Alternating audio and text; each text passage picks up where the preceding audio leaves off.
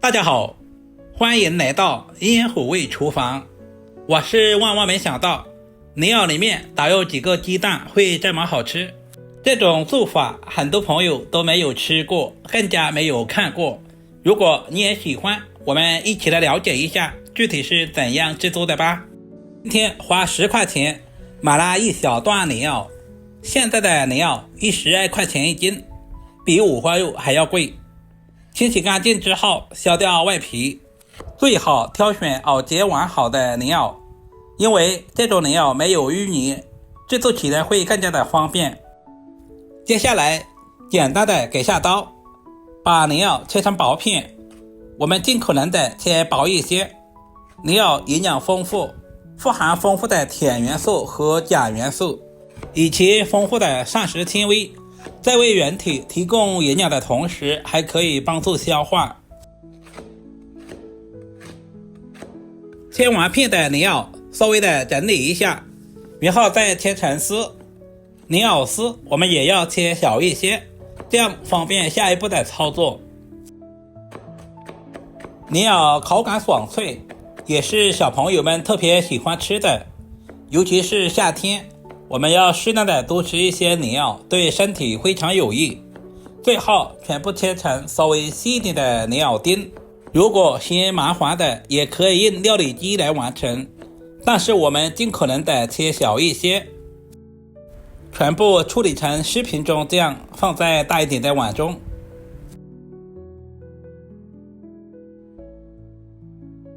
稍微的整理一下，然后再往碗中打入几个鸡蛋，鸡蛋也不需要太多，1斤泥袄大约就是4个鸡蛋左右，如果鸡蛋太多，那样操作起来不方便。加入大半勺的食盐，提前入下底味，加入小半勺的松茸鲜，然后再加入少许的胡椒粉或者是五香粉，增加香味，用筷子充分的搅拌均匀。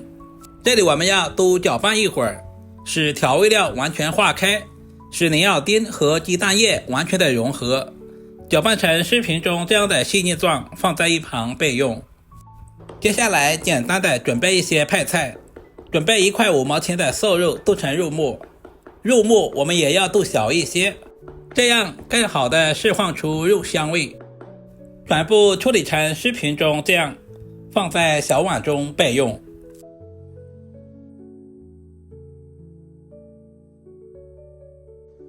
接下来准备一小把去皮的大蒜，切成薄片。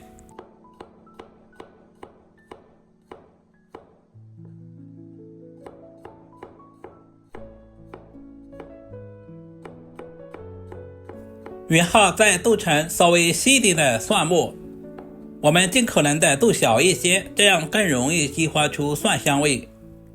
一小块去皮的老姜，同样切成薄片，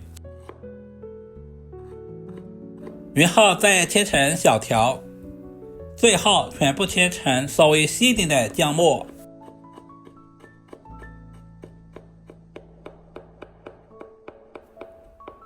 全部切好和蒜末放在一起备用。在我们湖南，一日3餐都离不开小米椒，准备一小把清洗干净的小米椒，切成小圈。如果吃不了太辣的，也可以用大红椒来替代。所有食材准备好，我们开始操作。起锅加入平常炒菜多一点的食用油，油温烧热，我们把泥袄鸡蛋液倒在锅中。刚下锅的蛋饼不要直接去动它，使蛋饼慢慢的受热，用锅铲稍微的整理平整。这里我们把火调到最小，靠上锅盖，稍微的焖2分钟左右，使鸡蛋液慢慢的定型。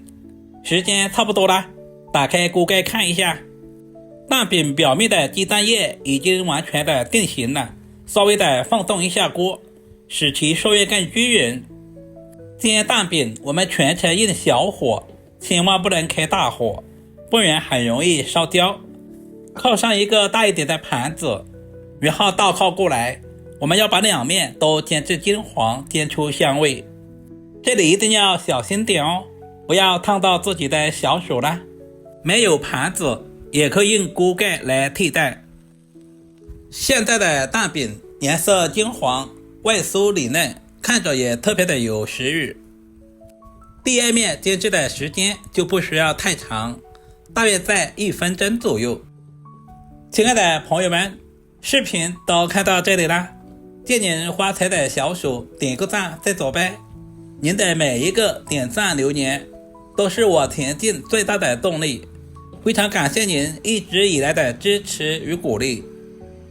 这个时候的蛋饼也已经煎至金黄了，而且也已经煎出了香味，其实也可以开始吃了。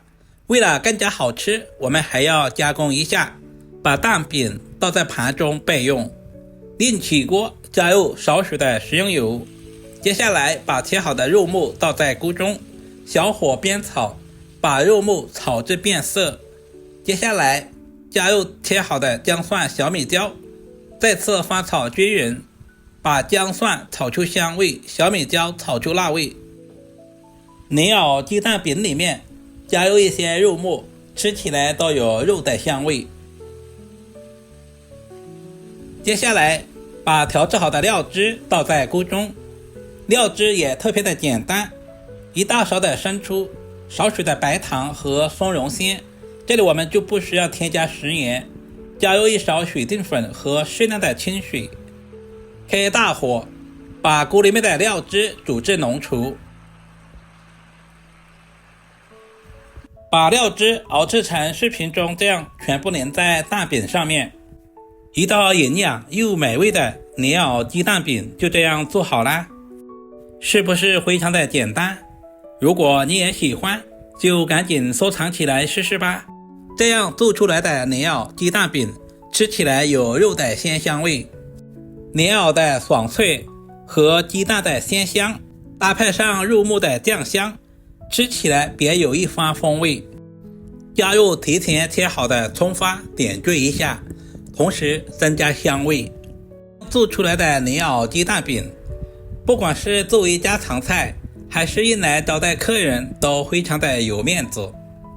主要是操作也十分的简单，厨房小白都能够轻松的掌握。稍微总结一下，鸡蛋千万不能加太多，不然的话在煎制的过程中不方便定型，同时也不需要添加面粉或者是淀粉，不然的话会影响蛋饼的口感，这一步特别的关键。如果视频对您的厨艺有一点点帮助，就麻烦点赞、收藏、留言并转发出去。我们下个视频再见吧。